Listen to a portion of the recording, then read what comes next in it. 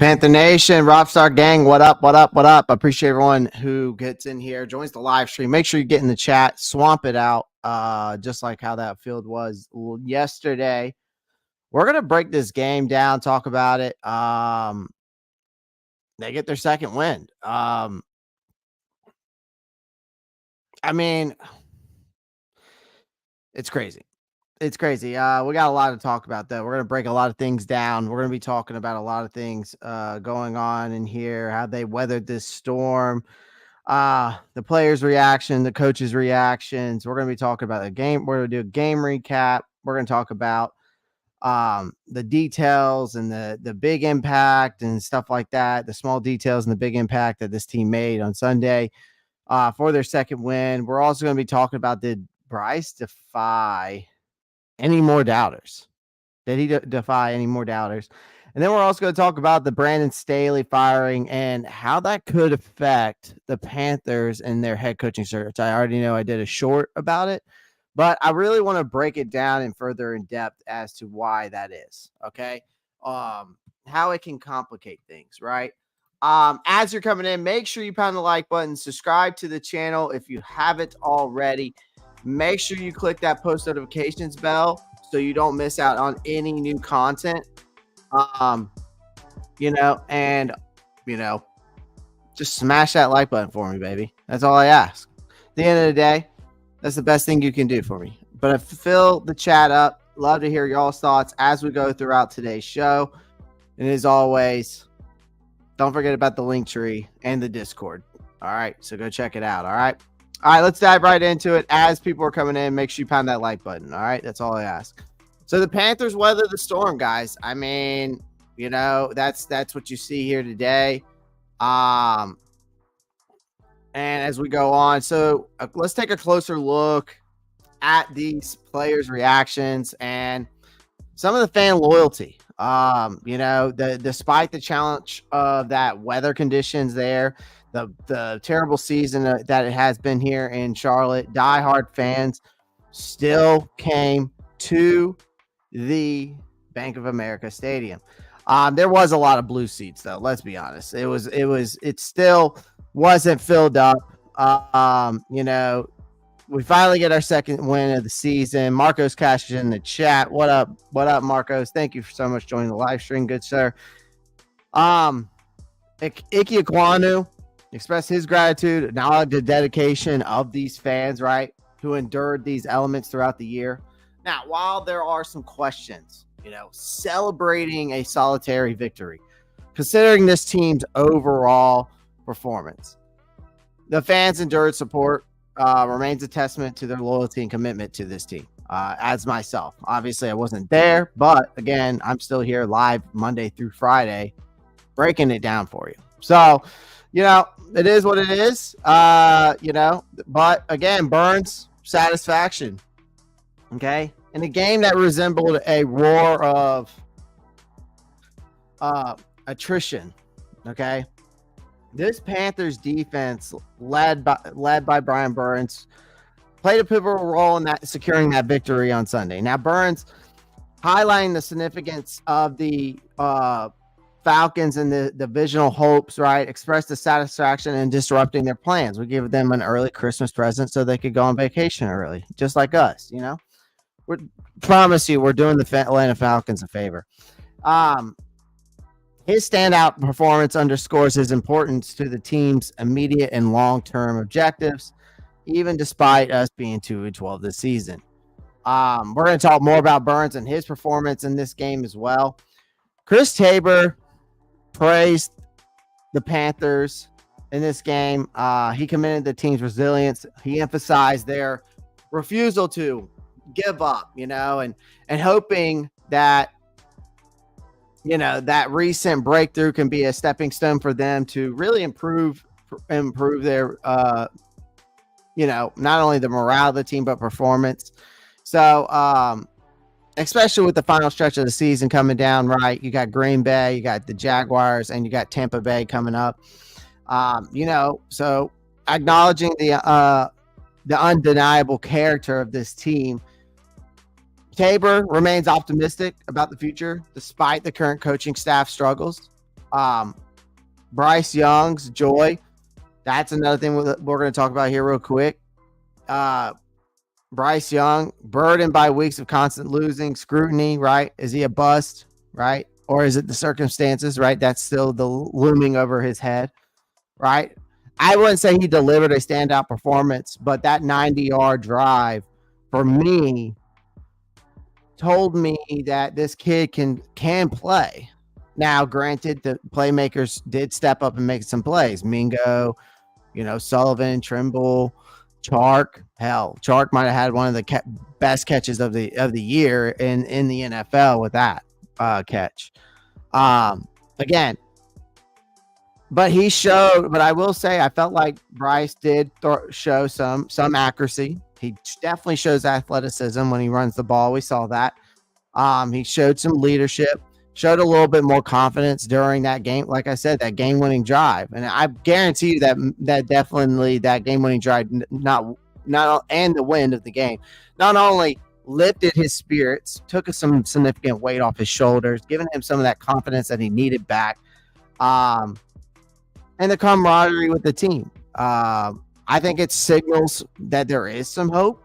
I'm not going to say that he is the guy, the franchise guy. I'm still 50-50 on it, but there's definitely better fortunes coming. I feel like if he can continue to play like this, I need to see Bryce play like he did on that 90-yard drive for 4 quarters. If I can see that, that's fine. But the problem is for me is when you're throwing only 167 yards in the game, I kind of feel that's an issue, right? I need for quarterbacks in this league, you've got to throw, for over 200 yards. I need to see a guy. For me as a for me to say a guy is good, it's significantly throwing for over 200 yards a game, right? So hopefully in these next remaining 3 games, we can see more of that.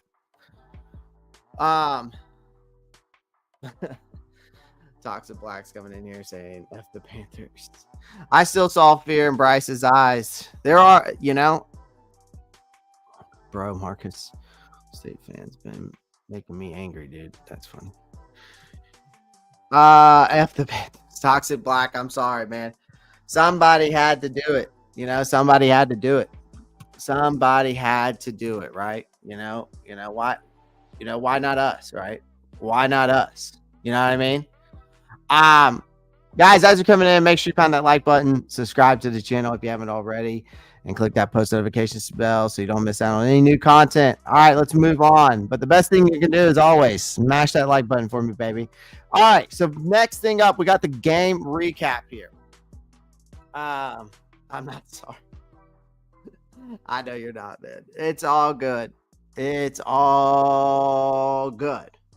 Now, again, let's just talk about this for a second. So this recap, I'm going to provide you some insight and some key moments, some standout performances, and everything. So Panthers win, right?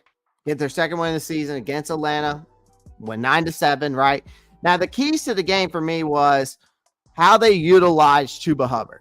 Okay. He was a driving force in a steady ground attack that amassed over 129 yards on 36 carries. Now, it was a rainy, windy conditions, and it played into the hands of our defense, which limited the Falcons to a mere 204 yards and forcing 2 crucial turnovers. All Desmond Ridder had to do, if y'all know what play I'm talking about, and maybe we'll see it on the game film, but all Desmond Ridder had to do was throw that ball to Drake London when he was rolling out. And guess what? You know what I mean? He could have thrown it to Drake London, and that game's over. It possibly is a touchdown if Drake London gets that ball to Drake London. But again, an unexpected twist and turns. A rookie quarterback, Bryce, he finally showcased some poise for me. It's been a while to see that from him, right? He secured his second highest passer rating of the season of 93.6, even with the challenging conditions, and orchestrated a remarkable game-winning drive. Okay? Kyrito, I cuss on this channel. You never say anything to me. Shit. Um, there are kids in here. Some, yeah, but still, again, it is what it is. Toxic, I get it. It's always rain. Yeah, I mean, I wish we had a dome. That'd be nice, but I mean, I don't know, but our owner's not going to spend the money on no dome. I've been checked out of the NBA for some years. Y'all talking about NBA in the chat. Get a dome. I would love a dome. I would though, Toxic. Shout out to Eddie Pinheiro for the only 2 wins this year. Right. But the game deciding moment was when we were trailing in this game. And Bryce Young led the Panthers on a decisive drive. All right. Getting some clutch completions, some hard-nosed running from Hubbard. And then we positioned ourselves for a game-winning 23-yard field goal, executed perfectly by Eddie Pinheiro, clinched the victory, and the second win of the season. It's a walk-off, right? And then the final score stood at 9-7. Chuba Hubbard, the players of the game for me were Chuba Hubbard, 22 carries, 87 yards. I'm going to throw Bryce's name in there because it was the second highest QBR rating he's had all year. Eddie Pinheiro, 3 for 3 on field goal attempts. And again, his 4th game winner in his career or second. And it was the second one this year. Something like that. But 3 for 3 on field goal attempts. Other mentions I want to bring up is Derek Brown. The reason why I want to bring up Derek Brown is because he was just dominant. He's just a dominant defensive lineman. He deserves a Pro Bowl. He's had an exceptional 4th season. He's reached new heights in that level. He showcased his dominant, constant double teams. He's just a formidable defensive lineman. He's got the athleticism. He's got the closing speed, right? The ability to make an impact on the field, regardless of the opposition, right? Underscored his importance to the Panthers. The front office has to prioritize extending Brown's contract and recognize the value he is to this team. I already talked about Chuba. Brian Burns, another guy I want to talk about. I know he's facing recent criticism. I've been one of them, but he finally, showed up in this game. Seemed more motivated, seemed more engaging in the game in this one. He had constant pressure, involvement in the coverage as well. He had a disruptive presence, demonstrated a return form that I've been really looking for from this guy. And especially with the fact that he's looking for a contract extension, he wants to get paid. And I know that he wants to be paid around $30 million. But again, in those recent performance, it hasn't shown enough for me for that. But this game, he finally came back, showing a reinforcement of his talent and the need for the Panthers to I think, I don't know what's going to happen. The problem is in the chat, do y'all think that the Panthers should secure an extension, right? Do you think Brian Burns deserves a well-deserved contract extension, or do you think that he should be tagged and traded, acknowledging the fact that we don't have a first-round pick in this year's draft? So that's a conversation. I know this is one game because in the last couple of games he hasn't performed well, but is Brian Burns worth a contract extension now? Do you trade him or do you extend him? I have a feeling that they're going to tag and trade. Just like Marcos Cass is saying in there, I believe the same thing. I think they're going to tag and trade him. And we'll see where what this offseason goes, right? Another person I want to bring up is Amidst Smith-Marsette. Okay?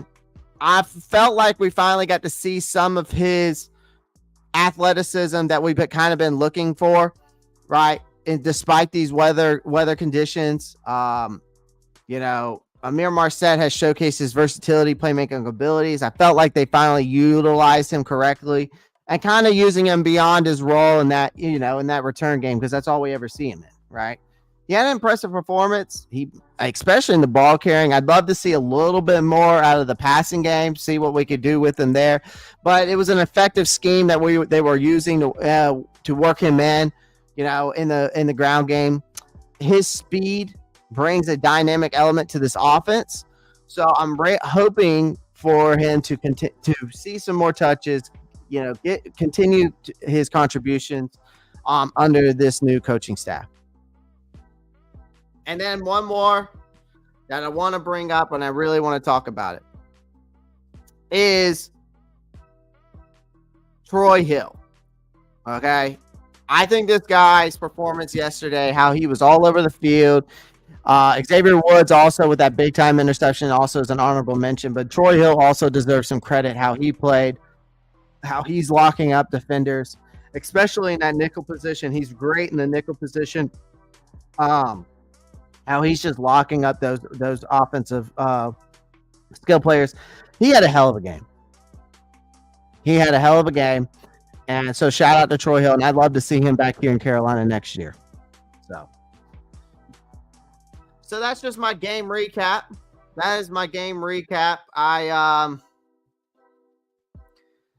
But again, it was a good win. It was a well-needed win. I think this team needed just a boost of confidence. This was a game for more or less for this team to have that boost of confidence, right? They haven't had it. We've seen it on the field. It hasn't been good, and just to have, was it a great game? Was it a good game? No, it was an ugly game, but a win's a win. So the Panthers did the smart thing, ran the ball on the outside, not on the inside. Yep. Absolutely. I agree, Toxic. I totally agree. Yo, Derek Brown on that last Atlanta interception, he literally shoved the O lineman into the backfield into another play. I know. I saw that. That was insane. That just shows you how powerful that guy is, man. Trade him. Yeah. Okay. I saw those comments earlier. Trade him, dude. He is mid. He only did it against the Atlanta Falcons. Yeah, I know. I wanted him to have a big season, because we didn't extend him and he still said he was going to play. So I was hoping, okay, he was going to take that as motivation for us not extending him and just ball out. But I don't know. We'll see. Pay Brown, pay Louvu. Yeah, Marcos, I'm all about that too. I'm all about that. I'm not going to lie. I would love to trade for Tyler Algier. That man is a scary runner. I think he would be a good, I think that's a good combo. Him and Chuba and him together. You have that power guy in there, right? You bring that elusive back out of Chuba. Chuba still is got a, he runs like a power back too sometimes. So I got to give him credit where it's due. You know what I mean? Yeah, he bounced back. I'm not going to say that, it was a performance that's going to make me think that he's my franchise quarterback. Again, I'm still 50-50 on him, man. I think that if we do the right things in the offseason to Kyrito and we put the right pieces around him and he plays well, then we might have something here. But if if we do that and he doesn't play well, then we need to have a longer talk. Again, it's all about, for me, I think that the circumstances here is an issue. But again,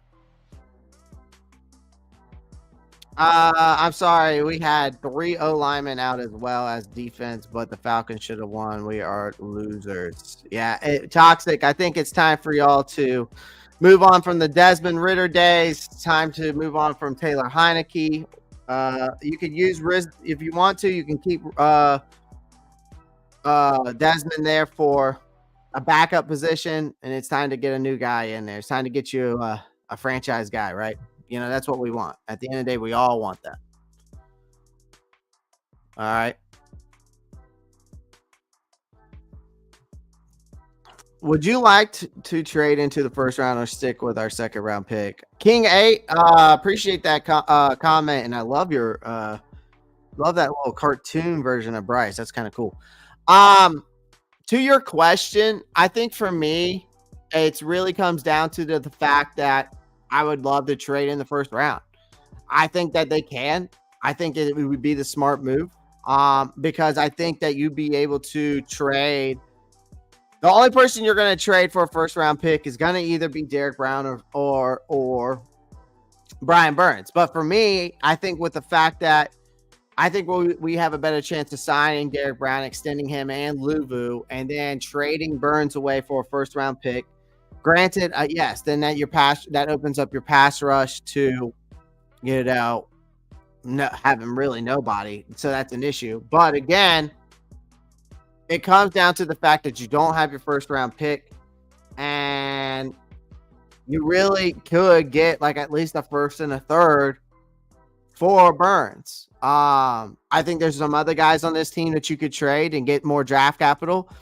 I think they need to look to trade Jeremy Chin because they're not using him, and they're not using him correctly. And I think that, again, for me, if I had it my way, I would trade Von Bell, because here's the reason why. He's a veteran and you can get some draft capital out of him, but then you could use Jeremy Chin in his position, or you can move, and I think that would make more sense to me. Or you trade Xavier Woods and move Jeremy Chin to his position. Jeremy Chin's that versatile. You can move him in either one.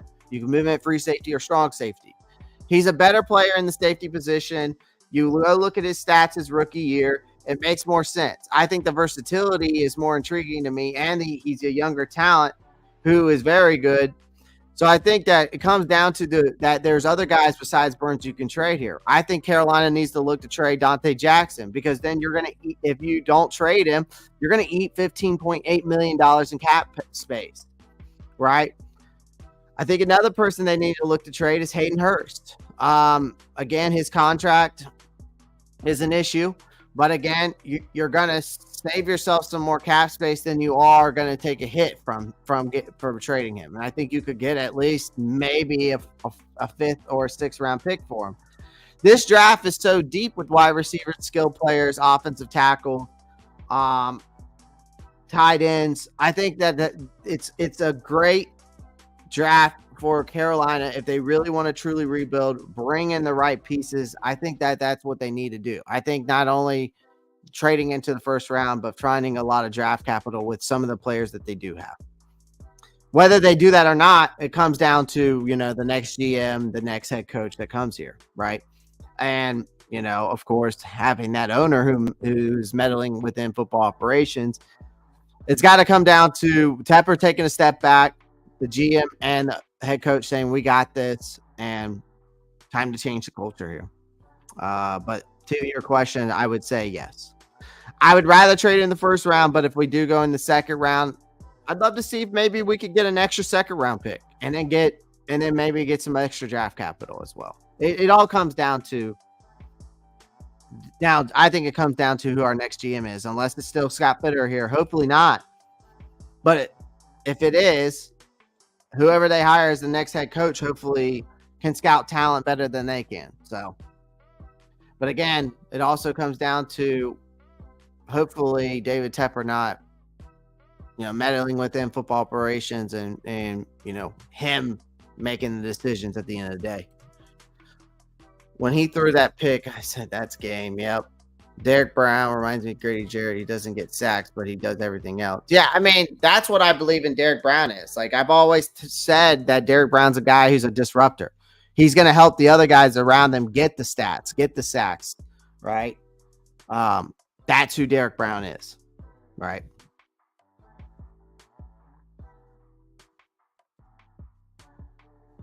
All right, let's move on to the next topic. Small details, but a big impact. So we weathered that storm. This has been a season of challenges for this team, right? We all know that. We're fine. We find ourselves operating on the thinnest of margin of errors, because in this second win, if you look at the significance of detail to this game and the strategic decisions they made, especially on special teams as well, the planning and the execution by this coaching staff that's here right now, and then of course Chris Tabor, just the little things made enough impact to contribute to this thing. So when I mean the little things, they executed the little things, right?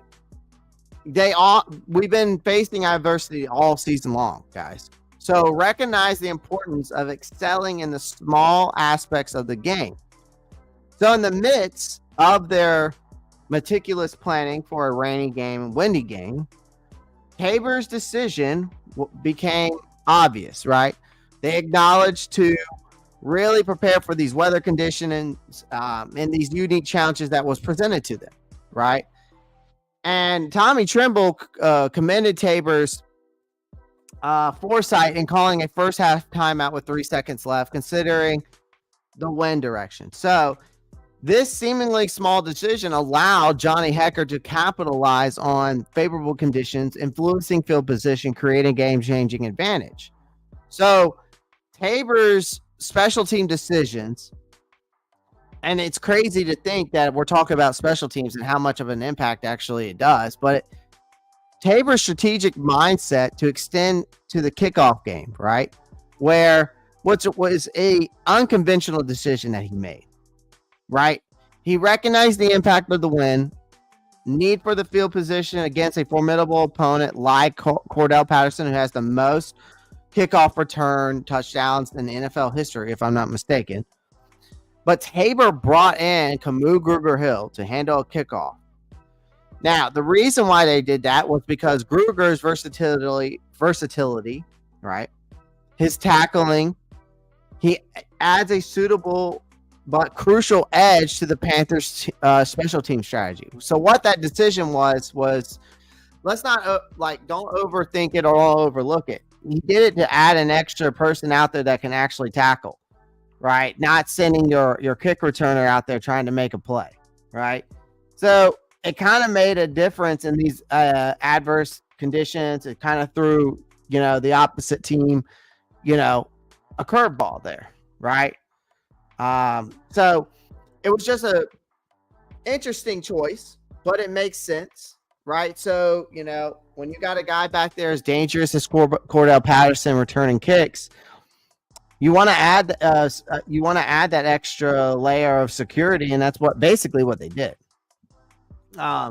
Making Camus Grugier-Hill kick it. Obviously, he wasn't going to kick it far. He kicked it, honestly, the way he needed to. Keep it low, kick it to somebody else. And you had that extra defender out there instead of a kicker, or a punter trying to, make a tackle or make a play. So.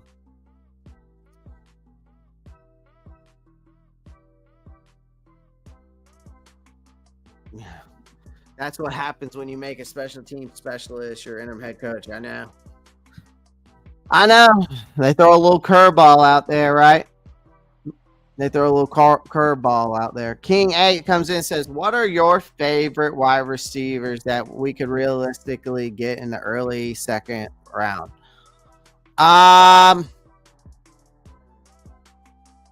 It's difficult for me to say. Honestly, for my draft list that I have a draft board put together. If I had to say early second round, you might be able to get Xavier Legette. I see Xavier Legette going late first. But he might be able to fall down to that second round position. Xavier Worthy could be there, possibly. Troy Franklin could be there. I really see the first wide receivers going off the board. Of course, Harrison, Neighbors, Odunzie. I see those guys going off the boards first. I could even see Abuka going off the board first. I've seen even some drafts where Abuka's there ready in the second round. Adonia Mitchell, I can see going first. Johnny Wilson, you could either say first or second. It all depends, right? You probably could possibly get Keon Coleman there. Maybe Brian Thomas. Obviously, I would think Jermaine Burton would be there. But again, Jermaine Burton, I see him not going to third, maybe fourth round. There's a lot of wide receivers in this draft. I mean, you got Jalen Polk, who could be there in the second round. Malachi Corley, Devontae Walker. There's a bunch, man. There is so many wide receivers that you could go here.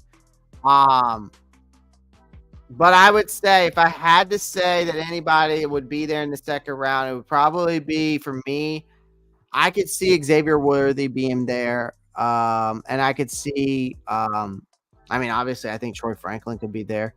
I think Xavier Legette, you have a chance to get him in the second, but it depends if that late, like I've been seeing him go late first round. So we'll see. We'll see. But I think you could get somebody there. Good afternoon, Cyburn21. Guys, as you're coming in, make sure you pound that like button. Subscribe to the channel if you haven't already. All right. But the best thing you can do is just by pounding that like button. The more likes we have, the more people get in here, the more the algorithm gets out there to people that might not know about my channel. So the more you like, the better. And I would greatly appreciate it. And that's all I ask. It's one click away and it's free. Takes maybe half a millisecond. 45 cents in Clay. Enough said about this game. Yeah. Leggett, another Mingo. Well, Leggett, first off, Marcos Cash is also 6'3", so he's bigger than Mingo. He's also 230 pounds, bigger than Mingo, and he's also runs a 4.29 40, faster than Mingo. The guy's a freak. All right.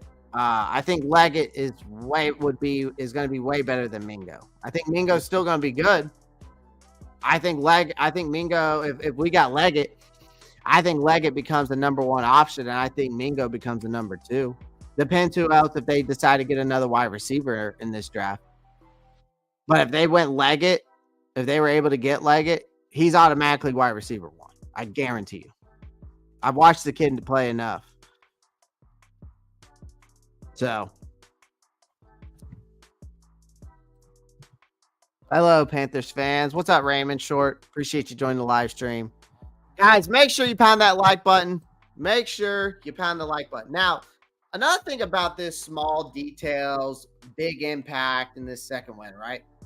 The decision in crucial moments is what really helped this team, right? The crucial moments and the big decisions they made is what impacted this game, right? You get a game-winning offensive drive. And this was a pivotal decision for Tabor to have to make, right? Running the ball with Chuba Hubbard, bringing the team to the 2-yard line. He opted for 3 straight kneels instead of pursuing for that touchdown. The decision from that standpoint means to me that there is 2 things here. You don't trust your offense to score a touchdown, but you trust your kicker to make the field goal. Now, again, I also think it's the smart play, and it obviously was, right?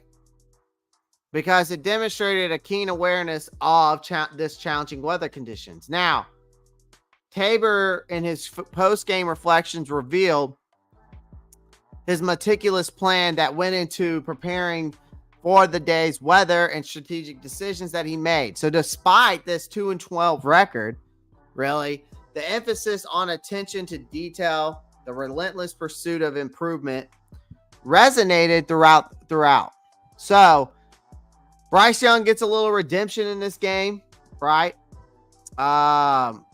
He's had recent struggles. We all know that. And we were desperate for a win as a team. Young's resilience in this game, in that last drive, he led a 17-play, 85-yard drive for the game-winning field goal. Right? The narrative here captures Young's positive demeanor and the belief that his teammates have in him. And his response was to this opportunity really helps the spirit of the team, and emphasizing the unity of this team, the faith, the confidence among the players. And this is the first time we've kind of seen that, because I feel like we haven't seen a lot of confidence from this team. We haven't seen a lot of trust in one another. And I think we have to acknowledge the fact that we kind of saw that in this game. All right. And, I'm not saying that it's going to be consistent from here on out. I'm not saying that Bryce is the franchise quarterback. I'm not saying that our wide receiver unit and our tight end and our skill players are fixed and our offensive line is good to go. I'm just saying that they came together and they won the game. That's all I'm saying. And it was a boost of confidence for this team that they needed. Okay? Because all we've had this whole season, we all know, has just been adversity, atrocious play calling. And we all know that this game showed some triumphant highlight that there could be maybe some potential growth here and some improvement, right? I want everybody in here to celebrate this second win. Okay. Just take it for what it is. Okay. Take the small victories. All right. And, resilience defines that character. And it defines the character of this team. Especially after this game, guys. So, let's move on to the next topic. So, did Bryce Young defying the doubters? Defying the doubters. For all you doubters in the chat, now I'm like a 50-50 doubter, right?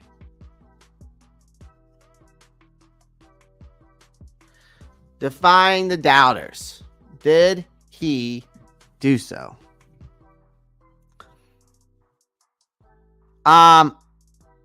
He played with a lot of grit. I will say that. It wasn't all glamour, but it was all about guts in this game. It was all about heart. Okay.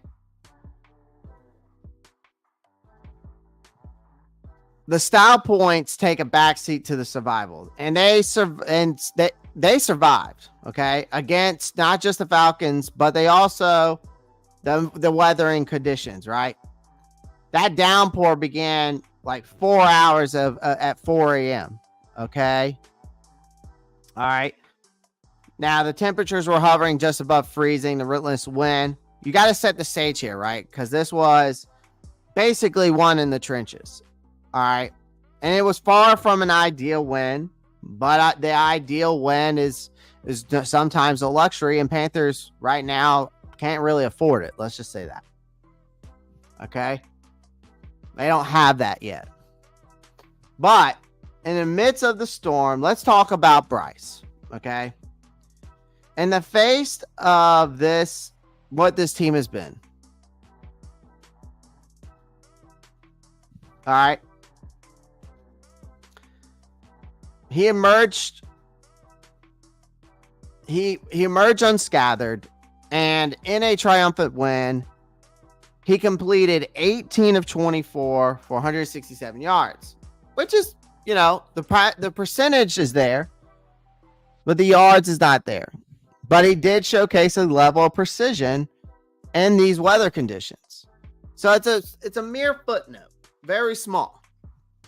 Let's not dwell on the stats alone, okay? Let's talk about in these crucial moments, though. Because Young wasn't just good in this crucial moment in the final drive, but he was exceptional, I thought. He set up Eddie Pinheiro for that field goal. He orchestrated a 17-play. It was a 95-yard drive. I think in that aspect of things, saying that this kid's not clutch, he made his critics eat their words. But again, I need to see that play for all 4 quarters. Now, we have to take a moment and appreciate the mental and physical pounding that this young man has taken over the week after week after week. Okay? Marcos, how can you say Eddie bailed out Bryce when he took him 95 yards all the way down to the field to set up Eddie to kick that field goal? Marcos, that makes no sense what you said. That makes no sense what you just said. Yes, did Eddie make 2 field goals before that to put them at 7-6? Sure. But Bryce was the one that had to go 95 yards down the field to get them to that position for him to kick the field goal. Make that make sense, Eddie. Marcos, make that make sense to me. Okay, but still, Bryce set him up for the field goal. That's just a dumb statement by you. Come on, Marcos. Give me a break. I know you're not on the Bryce train. I get it. But make it make sense.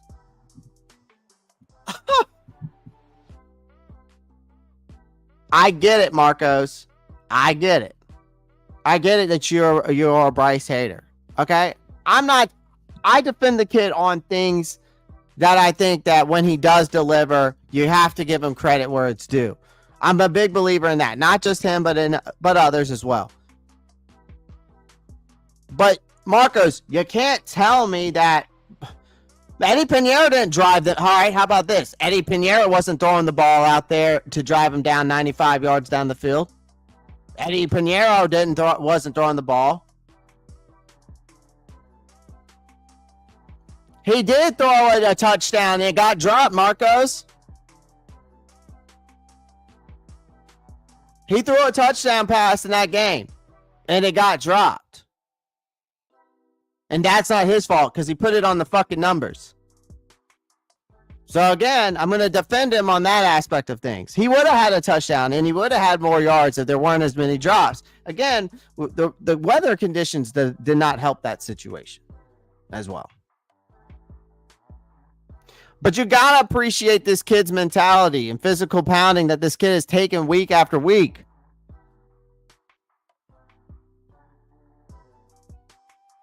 Okay, it got dropped. Oh, well. Okay, so, again, Marcos, you got to make it make sense for me. I appreciate you, brother, but you got to make it make sense for me. That's all I'm saying. And no offense, you're not making a lot of sense right now. You can hate on Bryce and you can say other things like saying, I still don't believe in him yet. Fine. But don't say that Eddie Pinheiro bailed him out. Because, again, if Bryce doesn't drive that ball down the field 95 yards, Eddie Pinheiro can't kick a 95-yard field goal now, can he? Didn't think so. So his physical, and you got to appreciate the mental and physical toughness this kid does, though, and takes it week in and week out. He stood tall and delivered when it mattered the most. He drove the ball down the field. This game wasn't just about development here and a paycheck. It was a statement of resilience. Basically, a proverbial middle finger to the doubters. All right, let's be honest. Listen, I'm not saying, guys, that I still believe that I'm not saying that he's proven the doubters wrong. There's some doubts that I have in this kid still, right? There's still some doubts that I have in this kid, for sure. Okay, I'm not saying he's the franchise guy.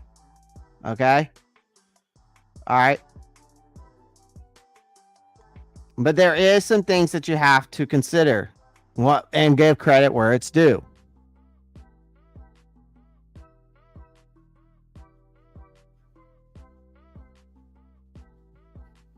All right.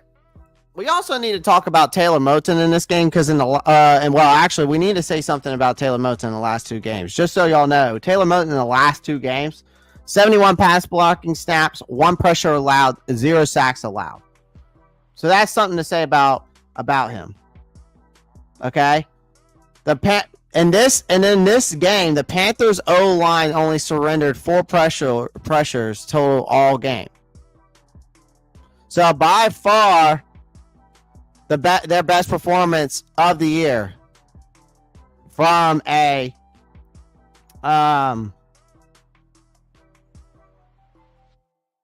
offensive line standpoint. And we also got to talk about that Bryce kept it clean. Okay? We have to talk about how Bryce kept it clean. Okay? Another thing that Bryce did was he kept it clean. Bryce kept it clean. He was 16 for 20. 149 yards and 1 drop. Now that was just in that when he had a clean pocket. This is from when he had a clean pocket. He was 16 for 20, 149 yards and 1 drop. He had 6 first downs. The 1 drop was that touchdown.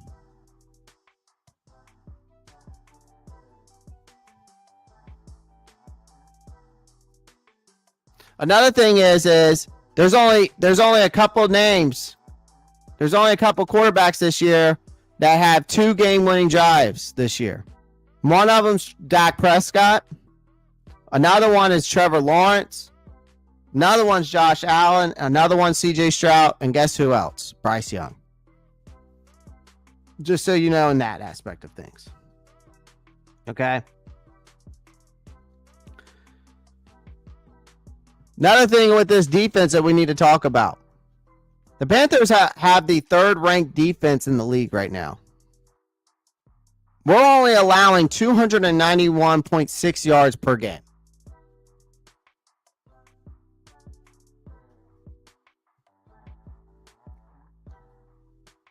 All right. Again, I'm not saying, I need y'all to understand one thing. I'm not saying that Bryce, okay, is the franchise guy here, but we have to acknowledge things here, okay? All right. Because think about it this way. Frank Wright, Thomas Brown, Chris Tabor, take your pick. Because they've all been grilled about Young's confidence, and every time they've shut down the naysayers, there's a moment of hesitation. So tough times, Bryce Young basically brushed his shoulders on at them. You know, tough people, you know, look no further. I think he's one tough cookie. I have to give him credit where it's due. Again, there's a lot of obstacles that Bryce has had to overcome this season for a rookie quarterback. He's grappled with turnovers. He's had 9 interceptions through 12 starts. That's at least one of his worries. But behind a terrible offensive line, he's had relentless pressure, interior pressure. But clean pockets are a rarity. And when he does get one, his receivers struggle to break open. We've seen it game in and game out. So let's address the elephant in the room, though. The Panthers' record, you know, we can sit here and do comparisons with C.J. Stroud. Again, I think it's just noise and it needs to go away. It's a premature to crown a better quarterback. But here's a hot take. I think, again, I think, like I've been saying, give this kid some protection. Give him some weapons or two on that perimeter. And see what he's got. I can guarantee you we'd see a lot more out of him than we are right now. I think it comes that this roster might just be, in the circumstances of coming here, right, might be the riddle of all the issues, right? Because for once, the quarterback position isn't one of them. Bryce isn't just a quarterback. All right, I think he is ready to silence these skeptics, reshape the narrative, in a league that loves an underdog. And Young is here to remind everyone that he's got it. I think that we got to give this kid some more time. I'm still 50-50 though. I do believe that this kid has it and has enough. But he needs some time to really develop. Actually have a coaching staff that actually, you know, wants him and wants to develop and wants to help the kid and wants to build to his strengths. Right? Getting a GM that's competent enough and adequate enough to bring players here. Sign the right players. Rebuild the offensive line. Get you some skill, 2 or 3 skill, 1 to 2 skill players on the outside. Right? Just like they had to do down there in Jacksonville. All right. I think it's just time for us to think that the situation has been more of an impact than the actual player. Now, again, does Bryce have his issues? I do believe that. He does need to work on some processing. He does need to work on some timing. His deep ball accuracy, the footwork. Yes, those 4 things I would say are the most crucial. And those are things that he can work on all in the offseason, right? But again, it comes down to more than just Bryce. It comes down to, again, the next GM, the next head coach, and I know they're not meddling within football operations. And then we'll see what we got. And if he's bad, then at least I said I was 50-50 because, again, if they adequately do something, and he doesn't pan out because of the fact that they didn't build around him, it is what it is. Nah, Marcos didn't rage quit. It's all good.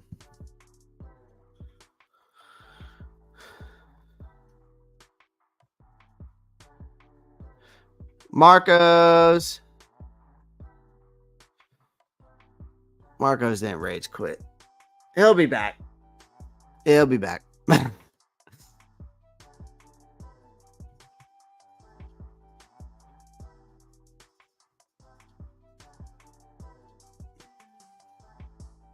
That's all I was saying. Cyburn, to Marco's comments. He doesn't get a chance without Bryce leading him down the field.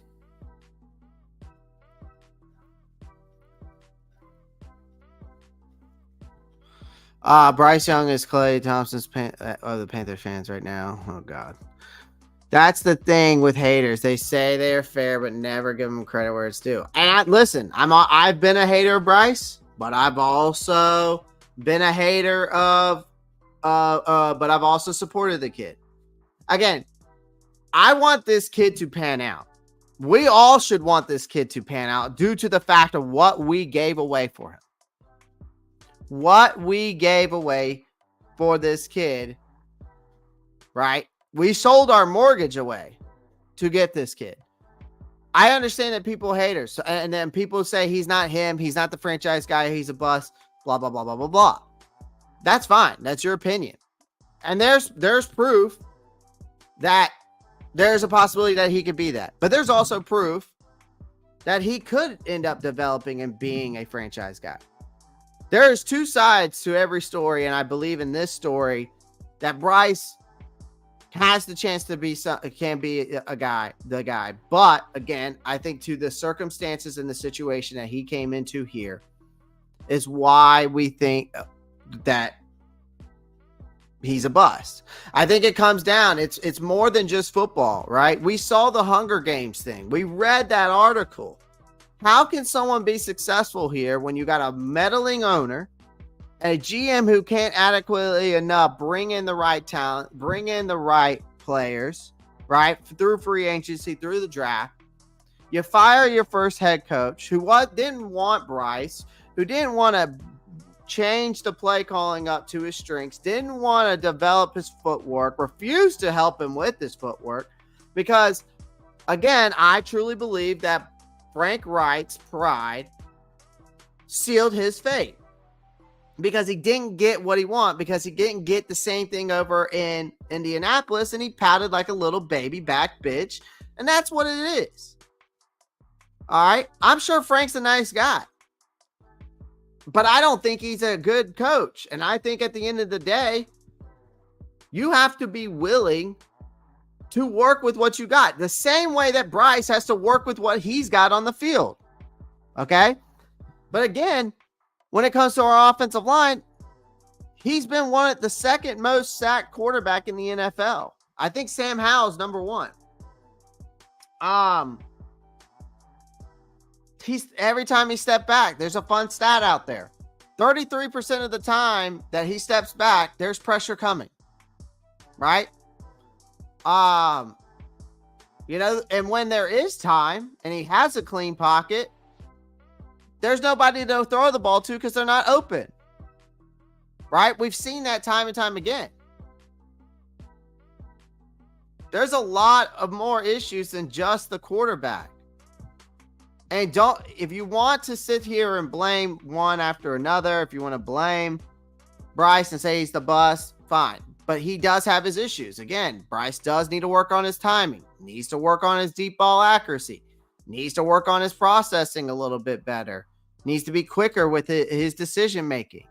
He needs to work on his footwork. He's standing on his tippy toes too much. Again, I think it all comes down to that. So again, there's more issues here than meets the eye. Now, I'm an advocate. I am, like I said, I'm 50-50 on Bryce. I'm just advocating for the fact that let's advocate for this kid to have an adequate head coach that's willing to work with him, develop him, right? Correctly, properly, right?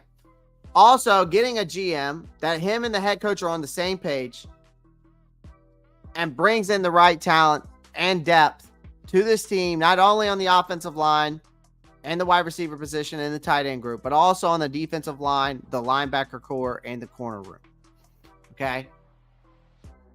That's what needs to be done. Now, they build that offensive line up, right? And they're adequately able to get him some weapons on the outside, right? And they're able to put a game plan around him to his strengths. And they try to properly develop him correctly. And he goes out there and shits the bed. I will say then he is a bust. But in this, what has gone throughout this whole season with the on-field drama and off-the-field drama, you know, it's been a shit show this year. It's been a dumpster fire. So for me, I'm going to be patient and we'll see what happens. At least at the end of the day, I didn't say he was a franchise guy and I didn't say he was a bust. At least I don't have to eat my crow at the end of the day because I'm tired of eating crow because I've been eating my crow since the beginning of this season and last season. I said that we were going to win the division last year, said that we were going to win the division this year, and I have been eating crow for the past 2 years. All right, I've had this clown suit, this imaginary clown suit with a big-ass red nose and this fluffy red hat looking like Ronald McMotherfucking Donald, and because of what's been going on. All right.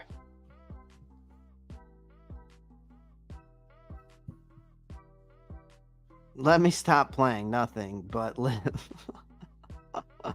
Marcos. Who's looking for the smoke? Nah, let me stop playing nothing but love. Oh, okay. Okay, Marcos. Okay. So, again, we'll see. Again, I'm just ready. I don't know about y'all. I'm ready for the 2024 offseason. I'm ready for the free agency. I'm ready for the draft. I'm ready to see who we bring in as our next head coach. I'm ready to see if they keep Scott Fitterer or they fire him. I can't see Scott Fitterer being here next year. I just can't. It doesn't make sense to me, right? It does not make sense to me that this guy's still here next year. Guys, as you're coming in, make sure you pound that like button. We've had this channel up to 25 people, so there's no reason why we shouldn't have 25 likes. Please make sure you pound that like button. Help me reach my goal of 50 likes. Every live stream, there's a goal of 50 likes. Please help me get there because the more likes we have, the better. All right, the more the algorithm gets out there, the better it helps bring people to my channel that maybe don't know about it. And it just helps me out tremendously. So you just liking that like button is the best thing that you can do for me. All right. So all right. So I talked about this on a short. What's up, Supernova? Appreciate you joining the live stream, man. Really do. Got some derp on Tepper or something. I just don't get it. Yeah, I'm surprised he's still here, man. Because the Chargers were just fine getting rid of their GM and, their head coach at the same time. Sub Pantherology, it's sad offense is so bad because the defense is no joke. I think we're going to give Jordan Love I think they're going to give Jordan Love and Packers a problem next Sunday. Panthers defense don't know about offense. Panther Raider X, you obviously didn't read the title of what this says. Assessing the impact of Brandon Staley's firing on the Panthers coaching search. This has nothing to do with getting Brandon Staley as a head coach. Okay, I'll let you know that now. This has nothing to do with getting Brandon Staley as a next head coach. So let me make that clear. All right. I'm going to put it in the chat so that people know. This has nothing to do with hiring Staley as a head coach. Okay. This has nothing to do with it. What this has to do with is assessing the fact that now the Chargers head coaching position is open. And you can't tell me right now that the head coaching position over there in the Chargers is more attractive than the head coaching position.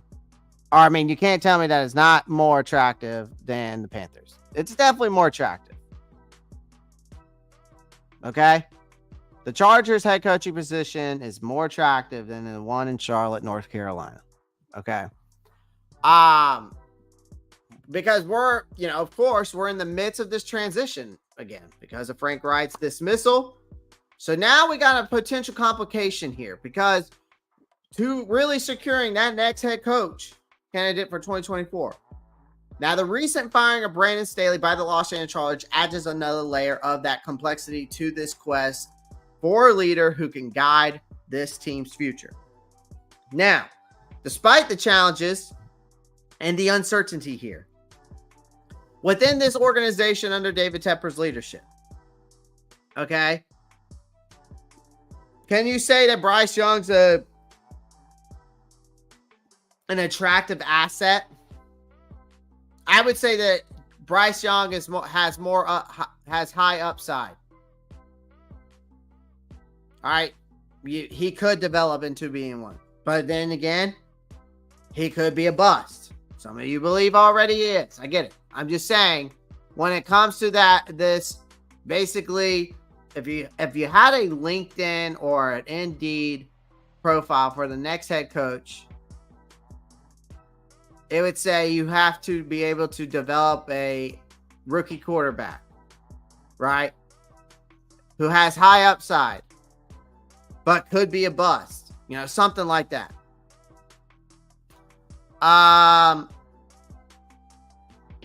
Yeah, Matt Chatter, I wouldn't be, breaking, I wouldn't have talked about it for the past hour if I didn't watch the game yesterday. Like, what kind of question is that?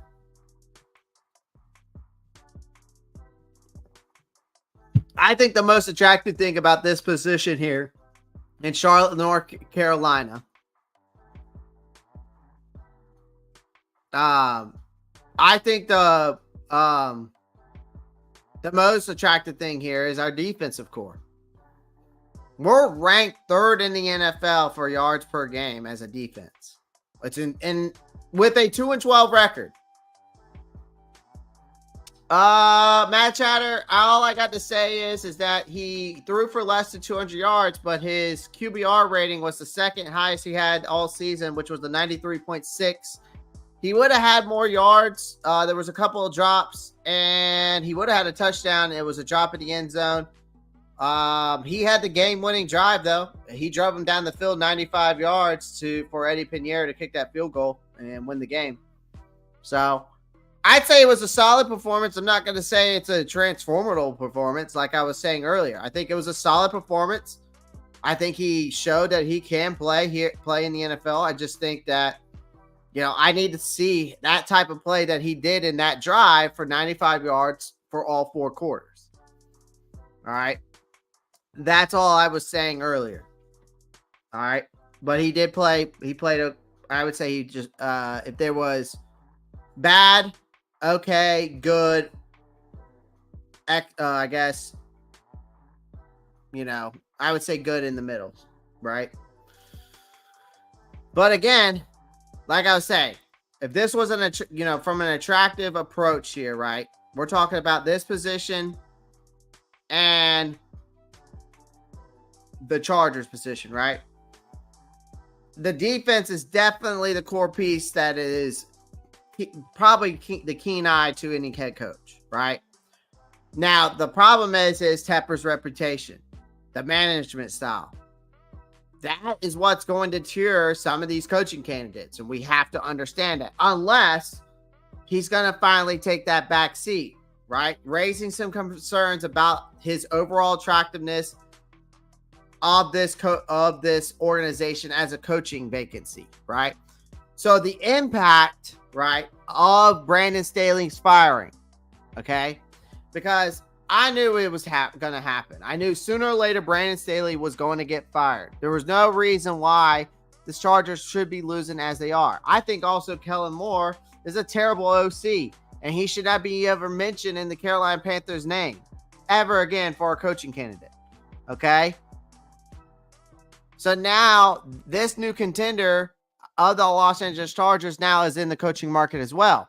They have a franchise quarterback in Justin Herbert. They also have appealing veteran players. Keenan Allen, Mike Williams, Austin Eckler, Bosa. They got Mack, right? Derwin James, right?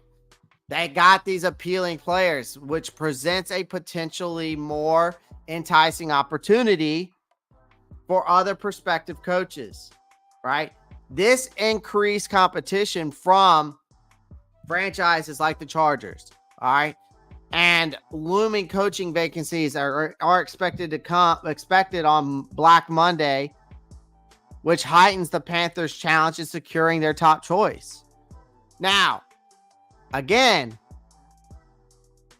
right, Ben Johnson emerges as a leading contender, right? Because we've already heard rumors that David Tepper was sat down in these league meetings around Ben Johnson's agent and was chewing his ear up, telling him he wants the young coach.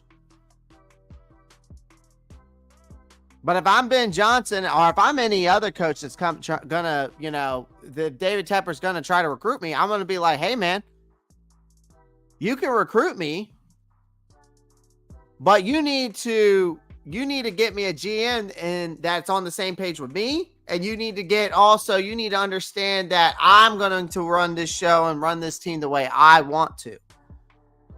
Because I know what I'm doing. I wasn't this was hedge funds, yeah, we'll let you do it. But this isn't hedge funds. This is football. This is a total different business. So if I'm Ben Johnson, I'm telling if my agent calls me up and says, hey, I just spoke to David Tepper. They really want you. He really, really likes your coaching style. Really thinks you can fit the bill. Really thinks you can develop Bryce. Blah, blah, blah, blah, blah. Really wants you. He's willing to pay you all that money because he's got that he's a billionaire, second highest paying or second richest owner in the NFL, blah, blah, blah, blah. Only thing I would say to my agent is, hey, I know what's going on over there. I've had coaches texting me. Tell if Mr. Tepper, if he wants to hire me, that he stays out of football operations. And it has to be done like that. And if Tepper's not willing to take a back seat, we're going to be fucked for years. Doesn't even matter at this point about, that's the thing that I'm getting at about this whole Bryce Young slander. Let's forget about Bryce Young and his performance right now. Let's think about what the hell we're going to do if David Tepper's not willing to take a back seat to these coaches and to these GMs and let them do the football operations. That is the biggest thing that you have to prioritize here, is getting that next head coach, is getting that next GM. You have to be able to adequately put players and coaches here.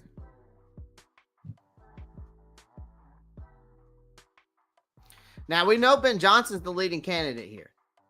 All right. Like I said, Tepper's already been hitting the ground running on Johnson. He's already, like I said, he's already contacted his agents, has had meeting with his agents. And it does, I will say, for David Tepper, it shows his commitment of finding a next head coach for the next 2 to 3 decades, which is the emphasis of what he wants. He wants a franchise head coach. He wants to find the next, Bill Belichick, the Andy Reid, right? The Mike Tomlin, right? Those guys. The Shanahans, I guess you could consider him, right? That's what he wants to find here. But you got the critical decision making for David Tepper. He has to navigate this competitive coaching market successfully, because here's the thing. Tepper must make the decision in a strategic one in this approach, because with the potential competition from the Chargers, right? Because of their team, right? You also got to think about the Washington Commanders because they're going to get rid of Riverboat Ron. Now, Eric Bieniemy's already there. They could just move him up. Again, but then Eric Bieniemy can say, well, I'd rather look elsewhere. Tepper has to act with conviction and urgency to do so. And there's already been reports that the interest from other teams, to underscore the need for a proactive, assertive stance in securing their next preferred candidate as their next head coach as well. So, again, considerations beyond coaching, right? In addition to this whole coaching scenario, guys, that looming speculation surrounding general manager's Scott Fitter's future adds another layer of uncertainty as well. Because if Tepper decides to make changes in the front office, the incoming general manager preferences will significantly influence that coaching decision. And he should, because it should go GM first before the head coach. That's ass backwards if you go head coach and then get a GM. Because there's an interconnected dynamic that highlights the need for a comprehensive and a coordinated approach in shaping the Panthers' future. Right? So as we look ahead, guys, there's a new year that's coming, right?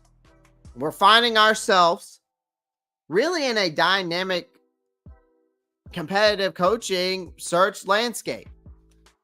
That's the thing that's going on here. The firing of Brandon Staley serves as a reminder of the swift changes in the NFL and the coaching landscape. Tepper's deep pockets does offer some resources to that, but concessions may be required to secure the right candidate. So you got to be able to balance and adapt, and Tepper has to prioritize that long-term success of this franchise over personal considerations. Because, again, the Panthers' future success hinges on that decision, that right decision. It's a necessity.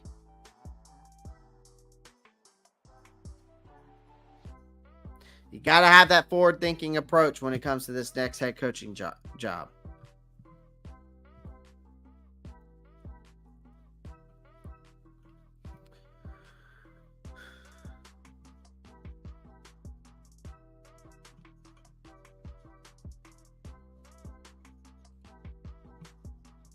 So, guys, I appreciate everyone joining the live stream. Make sure you pound the like button. Subscribe to the channel if you haven't already. Click that post notifications bell so you don't miss out on any new Carolina Panthers content from the Ropp Star Report, which is where you're at right now. But the best thing you can do is pound that like button like it owes you money. All right. Click that post notifications bell so you don't miss out on any new content.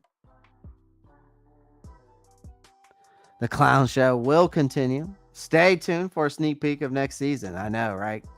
Again, that's what I said, Marcos. I said that in my last live. I'm just here for the show, man. I'm just here for the show. I just give you my thoughts. I give you my takes. That's all I do, right? So, again, I appreciate everyone joining the live stream. Again, make sure you pound that like button, subscribe to the channel. Those are the two best things you can do. The next best thing is click that post notifications bell because you'll always get notified when I'm live, or if I post up a short, or if I post up an edited video. You'll always be notified when I'm live. I'm also making a Facebook page, so if y'all want to join that there, that would be awesome. Feel free to join the Discord. The link tree is down below. It has all my links to it, so you could get to that Facebook page. You can get to my Instagram. You can get to my Twitter. You can get to my TikTok. You can get to the Discord. You can also get the link to the sponsorship of today's live stream. That is betus.com. So you can go check them out as well. If you haven't signed up with them yet, sign up for free today and you'll get 125% bonus on your first bet, whatever sport that may be. Basketball, football, baseball, soccer, tennis. They got it all. Okay? Go check it out. All right? That's our sponsorship of today's live stream. So, again, make sure you pound that like button, subscribe, and that's all I ask. I appreciate everyone joining the live stream.